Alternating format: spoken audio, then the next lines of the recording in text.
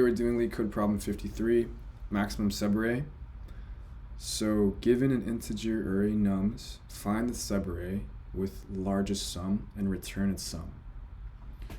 Let's get into the examples.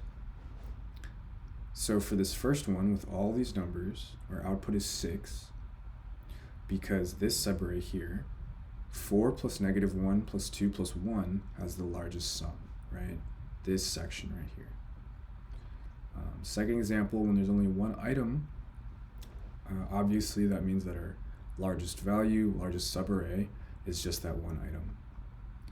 And the last example, the output's 23 because we just add up all these numbers to give us our largest subarray. So for this problem, what you can do is you can just consider all of the subarrays, right? And then compare them to one another and keep track of the largest one, and then at the end, that's your answer, right? That's just like your sum. But so what you would do is you could do -2 as a subarray, -2, 1, -2, 1, -3, and so on and so forth, right? Then you would go over to 2, and you don't consider this, you would go over to 1, don't consider this -2 anymore, and because they are subarrays, right, they can't, what a subarray is, it's a continuous segment of an array. It's not this portion plus this portion. You can't jump over any segments. It's a continuous piece of our original array. The approach that we're actually going to take for this is we're going to use DP. There's an algorithm for this. It's called Cadon's algorithm, I think. I don't know how you pronounce it. But the idea here is you're going to kind of like calculate the max subarray considering up to the ith position, right?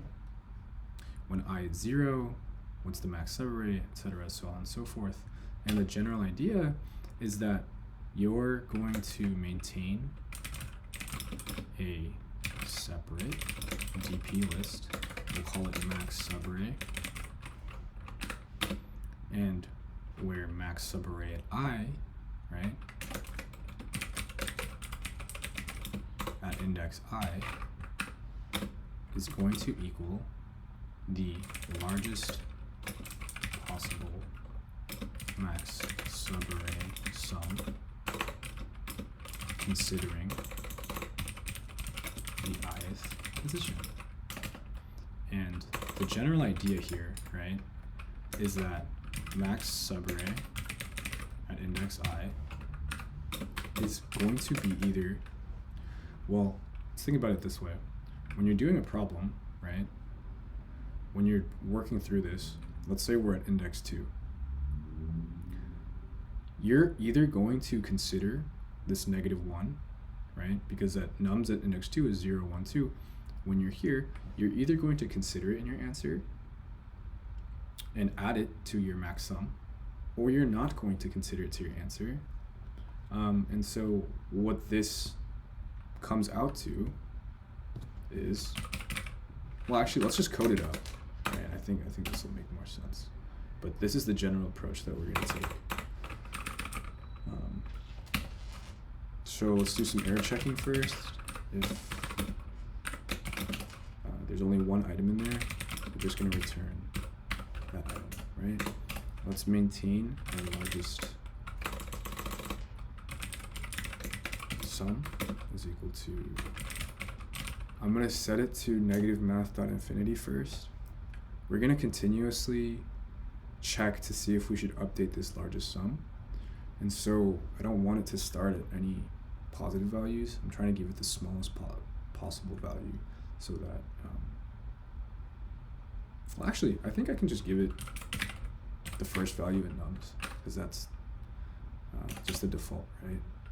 So what we're going to do here is we're also going to initialize a max subarray, right? And this is going to be our DP list. And it's going to contain nums at 0. Now what we're going to do is we're going to loop through nums but we're going to start at index 1 because we've already considered the first value, right? We've already filled up our DP list with the first value. And at this point, what we're going to do is we're going to insert into our max subarray, and we're going to do a comparison, right? So max subarray dot append. And what are we appending in here?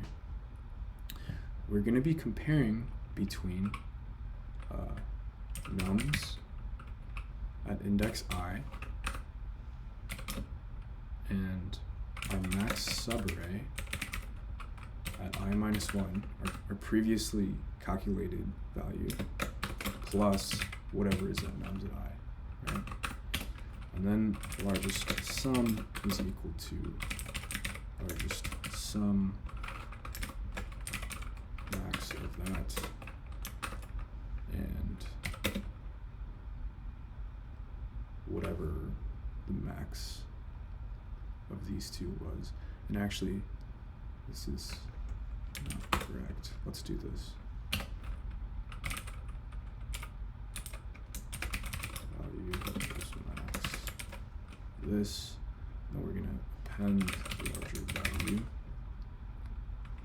And this is going to be a maximum between the largest sum that we initialized here, our current largest sum, and our current calculated larger value, sorry. So when this is done, what we can do is just return largest sum. It's pretty straightforward. Let's go ahead and run that. Great.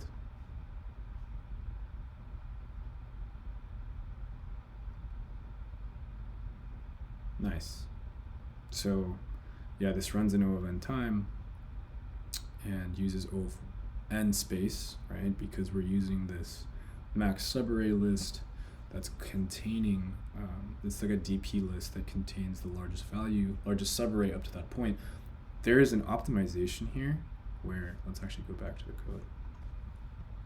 Let me zoom in a little bit.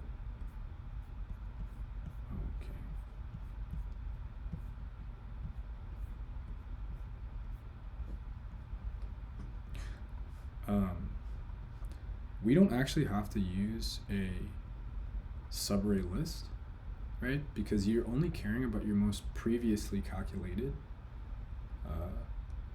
value for max subarray. So what you could do is you can actually just make this a variable,